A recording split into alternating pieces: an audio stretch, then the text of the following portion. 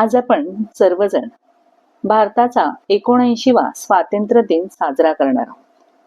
हा दिवस आपल्या सर्वांसाठी अत्यंत गौरवशाली आणि अभिमानाचा आहे. मित्रांनो, कल्पना करा तो काळ जेव्हा आपला भारत देश अज्ञान आणि अंधारात चाचपडत होता. शिक्षण, विज्ञान आणि प्रगतीची दारे अद्याप पूर्णपणे उघडलेली नव्हती. अशा परिस्थितीत परदेशी इंग्रज व्यापारी म्हणून भारतात आले. सुरुवातीला त्यांनी व्यापाराच्या नावाखाली आपले पाय रोवले आणि हळूहळू आपल्या देशावर आपला हक्क प्रस्थापित केला. त्यांनी आपल्यावर राज्य करण्यास सुरुवात केली आणि पाहता पाहता आपला विशाल देश त्यांच्या गुलामगिरीत अडकला. या अन्यायाचा सूड घेण्यासाठी आपल्या भारतभूमीत अनेक थोर महापुरुषांनी जन्म घेतला. त्यांची नावे आजही आपल्या हृदयात कोरलेली आहेत. असे अनेक शूर क्रांतिकारक आणि स्वातंत्र्य सेनानी आपल्या प्राणाची आहुती दिली. त्यांनी आपल्या देशाला गुलामगिरीतून मुक्त करण्यासाठी आपले सर्वस्व अर्पण केले.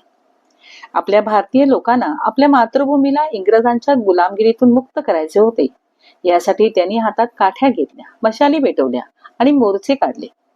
या मोर्चामध्ये सामील झालेल्या देशभक्तांना इंग्रजांचे हस्तक आणि फितूर लोक बंदुकीच्या गोळ्यांनी ठार मारत असत.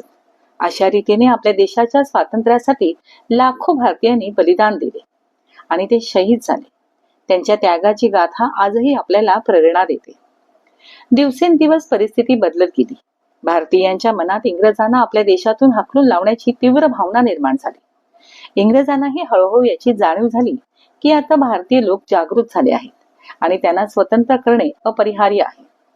अखेर इंग्रजांनी आपली सर्व व्यवस्था गुंडाळली आणि ते इंग्लंडला परतले.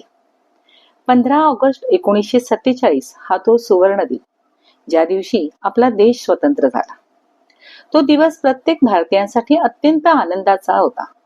दुःखाचे दिवस संपून सुखाचे दिवस आले होते असे प्रत्येक भारतीयाला वाटले. त्या दिवसापासून 15 ऑगस्ट हा दिवस आपल्या भारत देशात स्वातंत्र्य दिन म्हणून साजरा केला जातो. आजही या पवित्र दिवशी प्रत्येक न्यायालय, प्रत्येक कचेरी, प्रत्येक शाळा, प्रत्येक सरकारी कार्यालयात आपला तिरंगा झेंडा अभिमानाने फडकवला जातो. आपण ध्वजारोहण करून त्या महान स्वातंत्र्य सेनानींना आणि हुतात्म्यांना श्रद्धांजली वाहतो. त्यांच्या कार्याचे आणि गुणांचे स्मरण करतो. स्वातंत्र्य दिनाचे महत्त्व भाषणाच्या माध्यमातून प्रत्येक भारतीयापर्यंत पोहोचवले जाते, जेणेकरून नवीन पिढीला आपल्या स्वातंत्र्याच्या मूल्याची जाणीव होईल. आज आपला भारत देश फार शक्तिशाली राष्ट्र बनला आहे. आपण केवळ संरक्षण क्षेत्रातच नाही तर विज्ञान, तंत्रज्ञान, कृषी, उद्योग आणि शिक्षण अशा अनेक क्षेत्रांमध्ये प्रचंड प्रगती केली आहे. चंद्रयान मोहिमेसारख्या यशस्वी अवकाश मोहिमेद्वारे आपण जागतिक स्तरावर आपली ताकद दाखवून दिली आहे.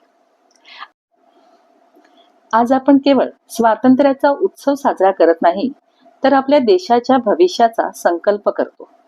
आपल्याला अजूनही अनेक आव्हानांवर मात करायची आहे. निरक्षरता, दारिद्र्य, प्रदूषण आणि असमानता या सर्व समस्यांवर मात करून आपल्याला एक समृद्ध आणि शक्तिशाली भारत घडवायचा आहे. हेच खरे स्वातंत्र्य सेनानींना अभिवादन ठरेल. जय हिंद.